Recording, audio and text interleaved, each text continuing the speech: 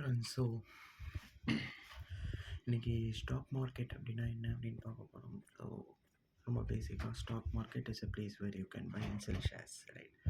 So அங்கே வந்து listed கம்பெனிஸோட shares, company that is listed in either of the stock exchanges. Any stock exchange are like 20 stock exchanges in India, but ஃபேமஸாக ஒன்று ரெண்டு தான் இருக்குது. Only BSE and NSE. So one is Sensex and another one is Nifty denoted.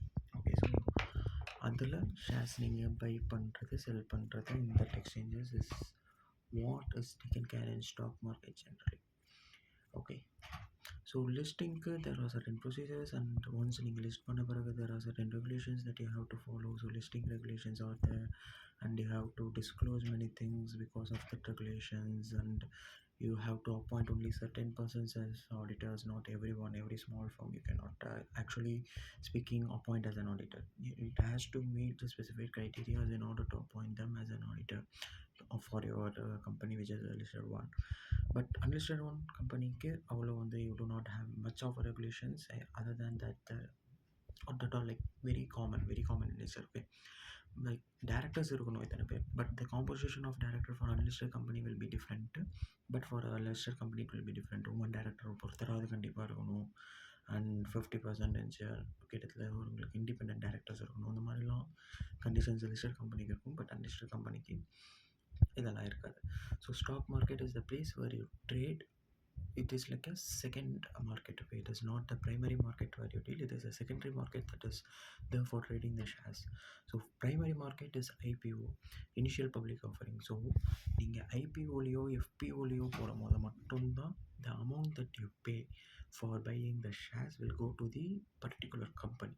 So for example, if you're buying Reliance Industries ஓட shares in IPO or FPO அப்படின்னா வந்துட்டு the funds that you pay will automatically go to the escrow account maintained by the Reliance.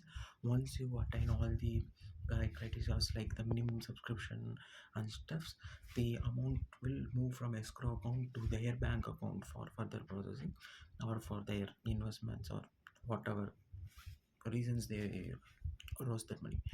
But the balance, if any, like say 10 lakh shares தான் வந்து எஃபிஓவில் விட்டுருக்காங்க, but their subscription level for 12 lakh shares அப்படின்னா after the allotment of 10 lakh shares, the 2 lakh shares இருக்கிற balance amount they will send back to the investors who actually paid it. So whose application got rejected, they will receive back the money.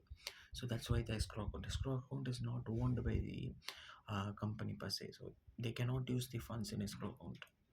Okay, yeah, so that funds only will go to the company. So secondary marketல நீங்கள் share மார்க்கெட்டில் deal பண்ணுறதுக்கு வந்து will not go to the company but to the seller of the shares.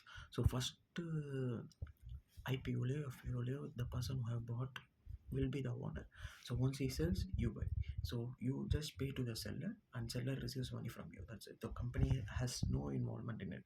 But why the shares price goes up and down is because the value of the company, what is perceived, is being changed. இப்போ வந்து நான் நல்லா profit பண்ணினே இருக்க ஒரு company வச்சுருக்கேன் அப்படின்னா, anyway profit பண்ண போகிறோம், எனிவே டிவிடெண்ட் கொடுப்போம் அவனுக்கு, அப்புறம் என்ன உனக்கு பிரச்சனை, வேலை எக்ஸ்ட்ரா கொடு. So that is like demand and supply. நீ இவ்வளோ கொடுத்தா தான் நான் கொடுப்பேன், இல்லைனா கொடுக்க மாட்டேன் அப்படின்னு செல்லர் சொல்லுவான். ஸோ பையர் வந்து இல்லை நான் இவ்வளோ இருந்தால் தான் வாங்குவேன்னு சொல்லுவான். ரெண்டு பேரும் ஒரு மியூச்சுவல் அக்ரிமெண்ட்டுக்கு வந்து they will settle at a price which is the market price of the particular stock. So இதுதான் வந்து background of particular price decision. So it has nothing to do with the company. The company won't receive money, the company won't pay money. So it is only buyer and seller of that particular share decides the price at which it is sold, basically based on the value, the intrinsic value that the buyer or seller is actually perceiving. அவ்வளோதான். So the actual value அப்படிங்கிறது ஒன்று கிடையாது. It is only an ad hoc value that is created by the buyer and the seller. அவங்களே வாங்கி அவங்களே விற்றுப்பாங்க. அதுக்கப்புறம் company மேலே பழி போட்டுருவானுங்க. கம்பெனி இவ்வளோலாம் நல்லா பண்ணலை அப்படின்ட்டு விலையை இறக்குறேன் அப்படின்னுவானுங்க. நீ விலையை இறக்குனாலும் ஏற்றுனாலும் nothing is gonna affect the company. It is gonna affect the promoters. Obviously ப்ரொமோட்டர்ஸ்க்கு வந்து அது வந்து அஃபெக்ட் ஆகும். இப்போ முகேஷ் அம்பானிக்கோ இல்லை அவங்க ஒய்ஃபுக்கோ இல்லை அவங்க சன்ஸ் பேர்லையோ ஷேர்ஸ் வச்சுருக்காங்கன்னா that value reduces. So it will reduce the net worth of the promoters but not the company. The company remains as calm as it is. Okay, but promotersக்கு சாமி அடி வாங்கும் if you pull their price down. So recent அதானிக்கு நடந்தது இல்லையா, all the Adani stocks were literally washed out like anything. It was trading at like 20% price from what it has initially been. It was because of a report provided by Hindenburg. Okay, I guess it is a US based one, but US or UK one. So they are given like a 400 or 700 pages report asking so many of questions against the Adani group. So Adani group was required to explain them, but they explained them, but it was not so fully satisfactory for everyone. Okay, so they said that Hindenburg was a short seller and wanted to gain more because of the falling prices of Adani, but it was not the stand and it was not primarily acceptable by everyone, because you can still see that it is revolving around 40% of its highest price traded maximum. Okay, so they also took some measures like additional funding, etc., in order to curb these things and come out. But yeah, they are still trying to get up.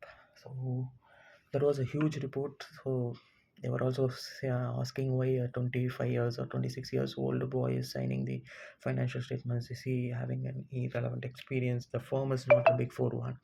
So those are the questions posed by the Hindenburg. As I said, there are certain conditions that has to be met by the listed company.